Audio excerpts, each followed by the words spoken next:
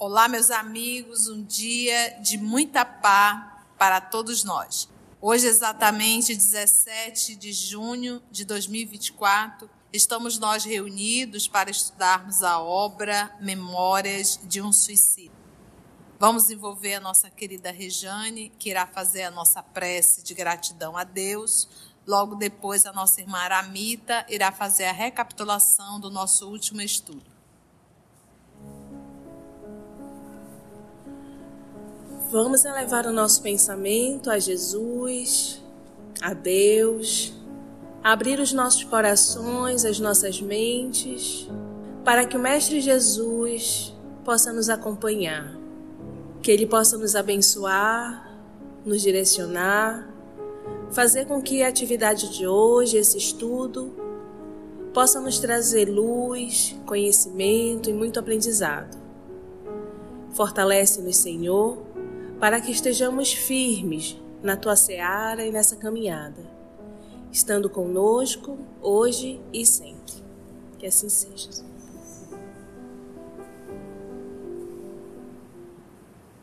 E aí, Mita, como foi o nosso último estudo? Então, nosso último estudo, nós vimos a continuação da reunião mediúnica, depois da leitura, da explanação do dirigente, houve um silêncio religioso, né? E dentro desse silêncio que eles viam, como já falou o Camilo, eles viam as paisagens e a atuação de Jesus. E nessa vinda desse, como ele fala aqui, a imagem incomparável do médico celeste que nos devia curar. Então sentimos que pela primeira vez desde muitos anos, a esperança descia seus mantos de luz sobre as nossas almas, ennoitadas pelas trevas do desânimo e da ímpia descrença. Então, quando eles estavam nesse momento, eles ouvem um grito e é um dos retalhados, como eles chamam, que cai de joelhos e começa a chorar e pedir perdão, dizer: Jesus Cristo, meu Senhor e Salvador, compadecei-vos também de mim. Alceste e Romeu, que nós sabemos eram os enfermeiros lá da ala deles, informam aos enfermeiros que podiam levar ele junto à médium. E uma senhora, a médium, recebe o retalhado e ela começa a se expressar, a fazer os gestos como se estivesse catando os órgãos. E o dirigente pede, né, faz uma prece, se compadece dele. E aí ele diz que ele faz uma prece pura e santa, que transformou-se em uma corrente vigorosa de luz, que foi de lá até o espaço infinito e de lá voltou, lindo, num abraço da divina misericórdia de Jesus. E foi aí que nós paramos. Após a prece, seguiu-se silêncio impressionante, como só existiria sobre a terra outrora, durante a prática dos mistérios no santuário dos antigos templos de ciências orientais. Todos concentrados, apenas a médium se estorcia e chorava, traduzindo o assombro da entidade comunicante.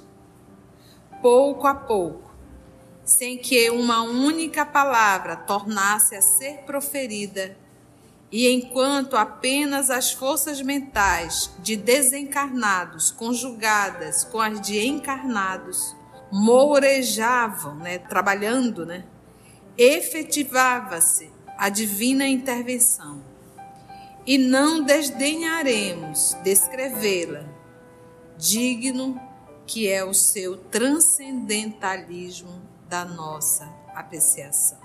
As vibrações mentais dos assistentes encarnados, e particularmente da médium, cuja saúde físico-material, físico-astral, moral e mental encontravam-se em condições satisfatórias, pois que fora anteriormente examinada pelos provedores do importante certame, desafio espiritual, reagiam contra as do comunicante, que, viciadas, enfermas, positivamente descontroladas, investiam violentamente sobre aquelas, como ondas revoltas de imensa torrente que se despejasse abruptamente no seio esmeraldino do oceano, formoso e sobranceiro, elevado, refletindo os esplendores do firmamento ensolarado.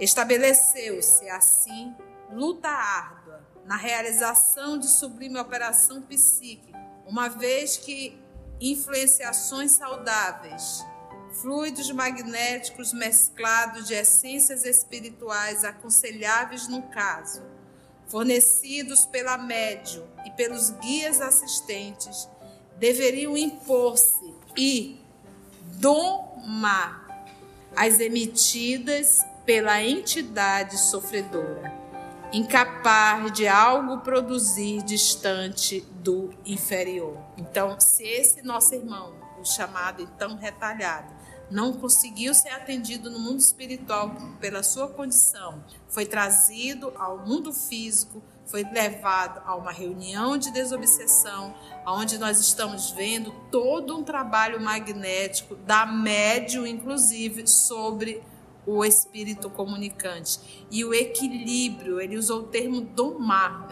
e começando a equilibrar o estado vibracional desse espírito. Por isso, a necessidade das desobsessões.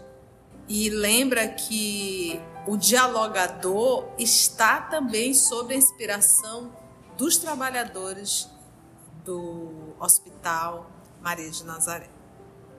A corrente poderosa, pouco a pouco, apresentou os frutos salutares que era de esperar, dominando suavemente as vibrações nefastas do suicida, depois de passar pelo áureo veículo mediúnico, o qual, materializando-a, adaptando-a em afinidades com o paciente, tornava assimilável por este, cujo envoltório astral fortemente se ressentia das impressões. O que é o envoltório astral?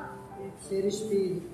Adaptando-se, então, em afinidades com o paciente, tornava assimilável por este, cujo envoltório astral fortemente se ressentia das impressões animalizadas deixadas pelo corpo carnal que se extinguia sobre a pedra do sepulcro.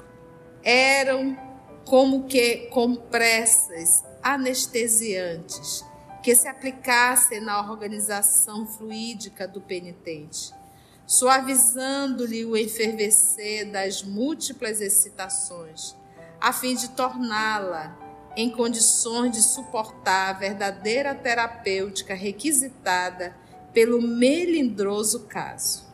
Era como sedativo divino que piedosamente gotejasse virtudes hialinas, transparentes, sobre suas chagas anímicas, por meio do filtro humano representado pelo magnetismo mediúnico, sem o qual o infeliz não assimilaria, de forma alguma, nenhum benefício que se lhe desejasse aplicar. É como se ela bebesse a medicação para que ele sentisse, porque por ele não beberia.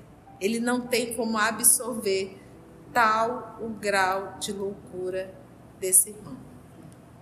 Por isso é que ele diz, por meio do filtro humano representado pelo magnetismo mediúnico, sem o qual o infeliz não assimilaria de forma alguma nenhum benefício que se lhe desejasse aplicar. E era como transfusão de sangue em moribundo que voltasse à vida após ter se encontrado às bordas do túmulo. Infiltração de essências preciosas que a médium recebia do alto ou dos mentores presentes, em abundância, transmitindo em seguida ao padecente. Ela recebia como médium e transmitia para o paciente. Lentamente, a médium se aquietou porque o desgraçado, entre aspas, retalhado, se acalmara. Já não via os reflexos mentais do ato temerário, né, que era aquele constantemente unindo os pedaços do corpo, do ato temerário, o que equivale a adiantar que desaparecera a satânica visão dos fragmentos do próprio corpo, que em vão tentara recolher para recompor. Grata sensação de alívio perpassava suas fibras perispirituais doloridas pelos amargores longamente suportados. Continuava o silêncio augusto, propício às doces revelações imateriais do amparo maternal de Maria, da misericórdia inefável de seu Filho Imaculado. Pelo recinto, repercutiam ainda as tonalidades blandiciosas da melodia evangélica, quais cavatinas, quais músicas siderais, arpejando de harpas esperanças. E a fala: vinde a mim, vós que sofreis e vos achais sobrecarregados, e eu vos aliviarei. E aqui essa fala de Jesus não vamos perder a esperança, que possamos lutar, até porque lutar é assumir as responsabilidades das nossas escolhas. Então eu fiz escolhas, eu tomei atitudes, os resultados não foram aquilo que eu desejo, que eu desejei, mas eu tenho que assumir essa responsabilidade para eu aprender e não fugir de tudo isso. E aí realmente busca Jesus, né? Em todo momento.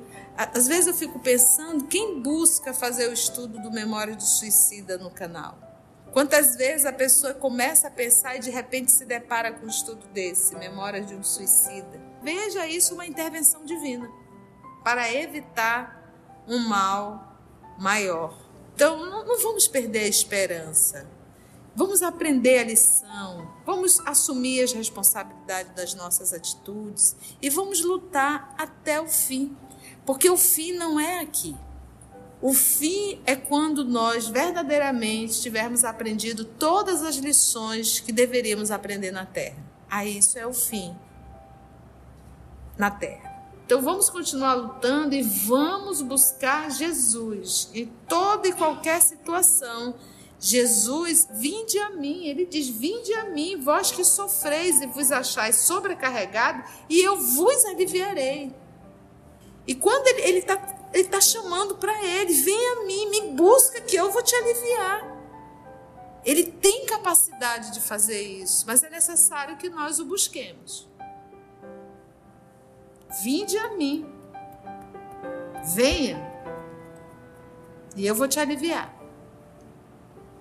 Enquanto ele chorava em grandes desabafos, entrevendo possibilidade de melhor situação, suas lágrimas, porém, já não traduziam os estertores violentos do início.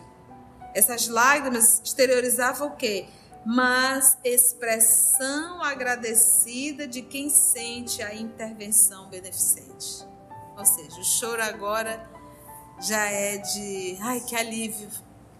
Alceste e Romeu acionaram as forças da intuição com veemência sobre a mente do presidente da mesa. É por isso que nós chamamos que todos são médios. Então é o médio passista, médio dialogador, médio psicofônico e médio de apoio. Porque todos nós ali estamos sob a influência direta dos espíritos. É por isso que o grupo mediúnico é um grupo que deve ter maturidade suficiente, moral, esforço para ser um grupo moralizado, um ser moralizado, vigiar muito o pensamento para que possa realizar um trabalho digno. Por quê? Porque mediúnico é todo o trabalho psíquico. Basta um pensamento contrário e desanda tudo. Por isso que o grupo mediúnico tem que ter harmonia, afinidade, respeito mútuo e amor uns pelos outros. Qualquer coisa contrário em relação a isso vai ser acidente perigoso. Olha aí, sobre a mente do presidente da mesa, que se engrinaldou, se coroou de luminosidade adamantinas, como diamante. Os nossos irmãos que estão assistindo a reunião no mundo espiritual, eles conseguiram olhar e perceberam que o dirigente está assim. Gente, não é tom de voz e nem lágrimas rolando, é sentimento mesmo. É a alma. Aproximaram-se os técnicos do aparelho mediúnico, a que o infeliz se encostava, porque todo fenômeno mediúnico é o corpo perispiritual do comunicante sobre o corpo perispiritual da médium. Em nenhum momento o espírito entra no corpo do médium, tá? Há um acoplamento perispírito a perispírito. Por isso que o médium vai se contorcer, vai se virar, vai chorar, vai sentir dor, porque o corpo perispiritual do médium está vinculado a cada célula do corpo físico. Logo vai sentir tudo, mas não está dentro, está o quê? Acoplado. Aproximaram-se os técnicos do aparelho mediúnico, a que o infeliz se encostava. Explica-lhe o presidente pormenorizadamente quanto lhe sucedeu e por que sucedeu. Ministra-lhe aula expressiva, a que aqueles agentes corporificam com a criação de quadros demonstrativos. Então o dirigente fala e os amigos espirituais vão construindo quadros para que o comunicante possa ver. Isso é lindo. Vimos que se repetia então na sessão espiritista terrena o que havíamos assistido na assembleia do hospital, presididas pelos insigne Teócrito. A vida do paciente ressurge, como fotografada, refletida nesses quadros de suas mesmas recordações, desfilando à frente de seus olhos, desde o berço até o túmulo, por ele mesmo cavado. Então, o que eles viveram no mundo espiritual, esse irmão está vivendo agora, essa tela, e vai repassando rapidamente toda aquela sua reencarnação até o momento do suicídio. Ele reviu o que praticou, assistiu aos estertores rápidos da agonia que a si próprio ofereceu sobre as rodas de um veículo, contemplou perplexo e aterrado os destroços a que seu gesto brutal reduzira sua configuração humana cheia de vigor e de seiva para o prolongamento da existência. Mas fê-lo agora independente daqueles destroços, como se houvera despertado de hediondo pesadelo. Observou mesmo, desfeito em lágrimas, que mãos piedosas recolheram seus despojos sangrentos de sobre os trilhos, assistiu comovida ao sepultamento dos mesmos em terra consagrada, e viu o vulto confortador de uma cruz montando guarda à sua sepultura. Compreendeu, assim, e aceitou o acontecimento que sentia dificuldades e repulsas em acatar, isto é, que era imortal e continuaria vivendo ainda e para todo sempre, apesar do suicídio. Que de nada aproveitar a resolução infernal de pretender burlar as leis divinas, senão para sobrecarregar-lhe a existência, assim como a consciência, de responsabilidades tão graves quanto pesadíssimas, e que, se o corpo material se extinguia, com efeito, no lodo pútrido de um sepulcro, o espírito, que é a personalidade real, porque descendente da luz eterna do Supremo Criador, marcharia o espírito indestrutível para o futuro, apesar de todos os percalços e contratempos, vivo e eterno, como a própria essência imortal que lhe fornecia a vida. Cenas do próximo capítulo.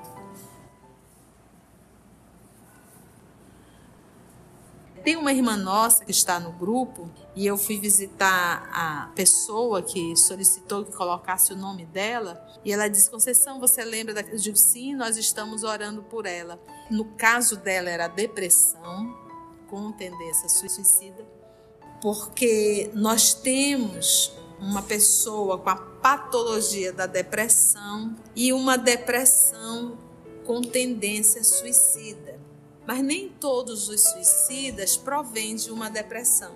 Às vezes, o ato do suicídio é uma situação que a criatura está vivendo e que ela não consegue ver saída.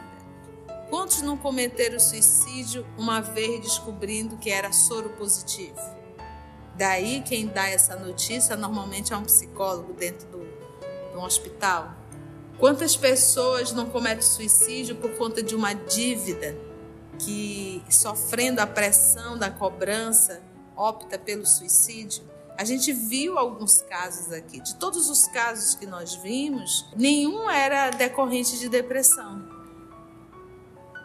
Normalmente era por conta da saúde, outro por conta das dívidas, né? O próprio Camilo foi por conta da saúde. Então, cada caso, um caso específico. E a gente olhar cada vez mais para a depressão, que não é tristeza, para a depressão como uma doença que precisa urgentemente ser tratada, tanto dentro da farmacologia quanto também dentro da terapia. Me diz: fulano tem tudo, por que está triste? Fulano não está triste, fulano tem depressão, fulano está doente, certo? Eu acho que quando a própria pessoa, né, Claudinha, entende isso, que é patológico, que não é uma questão de estar triste, que é uma doença, e quando os familiares começam a entender isso, aí você consegue até andar melhor no tratamento. Mas enquanto a própria pessoa não entende o que é um processo, é uma enfermidade, é uma doença, e quanto a família também não entende, fica muito difícil o tratamento. Fale, Claudinha. Mas é exatamente isso, essa relação que você está dizendo. Para muitas pessoas, o que é nosológico, o que é doentio, o que é a doença, é algo que eu consigo enxergar, porque tem uma ferida, porque sangra, porque dói, é visível, né? É o adoecimento físico visível. E muitas vezes, uma parcela muito grande dos irmãos não conseguem compreender a depressão como uma doença porque ela é imaterial. Ela não é algo que eu tenha um remédio à vista que eu vou colocar e vai sarar. Então, essa resistência de família, de amigos que não reconheceu o processo de adoecimento é que prolonga, é o que reforça, é o que potencializa a ideação. Porque quando em terapia a gente discute muito que não é a vida que eu estou abandonando quando eu cometo suicídio, é aquela dor que eu não quero sentir mais. É aquele problema que eu não consigo lidar. Eu quero me livrar daquela situação que eu não consigo resolver. Né? Associado, em muitos casos, ao problema, a um adoecimento psíquico. Então, assim, que a gente comece a olhar para essas situações, e isso é comum, porque está no ambiente de trabalho, é o colega que está do teu lado, que falta às vezes uma semana e ninguém vai perguntar: está tudo bem? Você se afastou? É o colega de escola que sofre bullying, que sofre perseguição. Então são essas situações que estão ali nos circundando o tempo inteiro. E muitas vezes a gente não consegue empaticamente identificar que ali pode ter um problema sim e que necessariamente não precisa estar associado necessariamente a um quadro de adoecimento mental. É grande a parcela? É. Mas muitas vezes é o que você falou, é um problema real que simplesmente a pessoa não tem elementos emocionais para lidar naquele momento. Que a gente possa ter esse olhar mais atento ao que nos circunda, porque muitas vezes o que a pessoa está precisando, às vezes ele não escuta. É bem mais valioso que a gente tem. Como a gente está vendo que está aumentando muito, nós temos que começar a entender e saber lidar. Saber, porque pode estar do nosso lado e a gente não percebeu. E a gente tem que estar preparado, né, para acolher. Então que possamos, nós que estamos aqui, nós que estamos em casa, entender que nós vivemos em um planeta de provas e expiações. Todos nós somos convidados muitas vezes a passar por situações dolorosas, difíceis, mas jamais, jamais devemos perder a esperança e lembrar do que Camilo colocou aqui, do convite de Jesus: vinde a mim, todos vós que estáis aflito e sobrecarregado, que eu vos aliviarei. E olha, um alívio para quem está com os ombros sobrecarregados é um paraíso. Vamos orar?